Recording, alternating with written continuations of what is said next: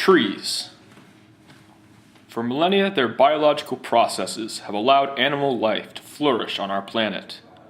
But with the deforestation and overpopulation that define our communities, they can no longer stay ahead of the steadily mounting levels of carbon dioxide in our atmosphere. Carbon dioxide is a greenhouse gas, which means that it traps heat energy within the atmosphere that should be radiated off into space. For an illustrative point of reference, the massive population of our school releases 133.19 kilograms of carbon dioxide every year, just from breathing. Without a corresponding population to consume this carbon dioxide, the ecosystem of our community is falling out of balance. As budding chemists and citizens of Montgomery County, we believe it is our duty to find a solution to this problem. As not breathing is not a practical solution, we resolved to find a way to naturally remedy the imbalance. The natural process that removes carbon dioxide from the atmosphere is called carbon sequestration and is primarily performed by trees. The process of carbon sequestration is performed during photosynthesis, which is a single replacement reaction which can be modeled by the following equation.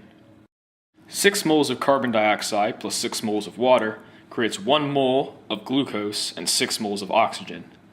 Any carbon not taken up in this reaction is sequestered in the tree, where it makes up the cell walls and allows for the tree to have strength and stability. This reaction takes in solar energy to react, showing that it is an endothermic reaction. The carbon that trees sequester is stored within the wood. The greater the mass, the more carbon that can be stored. The black walnut has very high density in its wood, yielding a higher mass and therefore more carbon. By planting more trees, we can begin to reduce our carbon footprints in a natural and visually appealing way. Although we cannot make a sizable global impact against this problem, we can make an impact on a local scale. We analyzed 5 different species of trees in our area to determine which was the most efficient at carbon sequestration: the sugar maple, the red maple, the northern red oak, the black cherry, and the black walnut. We collected our data on the yearly oxygen sequestration of various trees from page 10 of the Urban Forest Effects and Values document released by the National Forestry Service.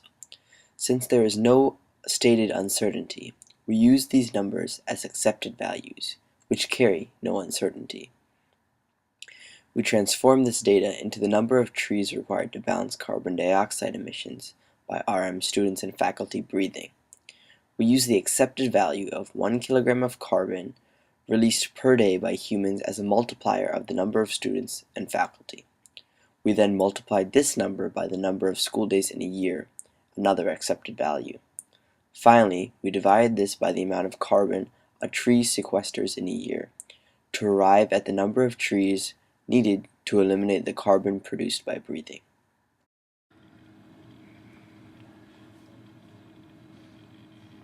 Of these trees, the least effective at carbon sequestration is the red maple, which only sequesters 2.79 kilograms of carbon a year. In order to cancel out the carbon dioxide produced by breathing, we would need to plant 47,964 trees around our school alone.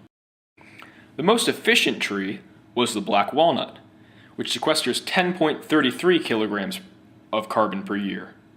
In total, only 12,954 trees would need to be planted.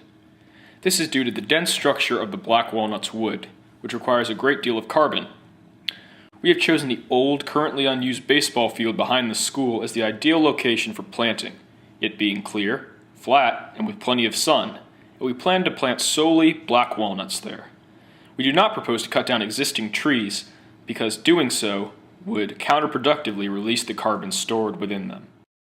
In addition, we chose not to evaluate our solution to our carbon footprint through economic measures, as, in our opinions, the growing problem of climate change and global warming is one beyond dollar signs.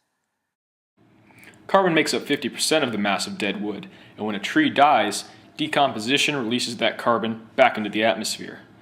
Trees do not permanently remove carbon from the environment, merely acting as repositories, also known as carbon wells. Our goal is not to remove all the carbon exhaled into the atmosphere by breathing. as we must take into account all trees and plants already located along the school, and the fact that the atmosphere requires a certain amount of carbon dioxide to support ecosystems. We also acknowledge that we won't be able to plant 12,954 trees in the small area around our school. These are merely tractable numbers to illustrate our points. In order to expand the study, we would have to acquire larger areas of land to plant trees in, consider other forms of carbon dioxide released from the school, and find other types of tree with very dense wood to be planted in areas not supportive to the black walnut.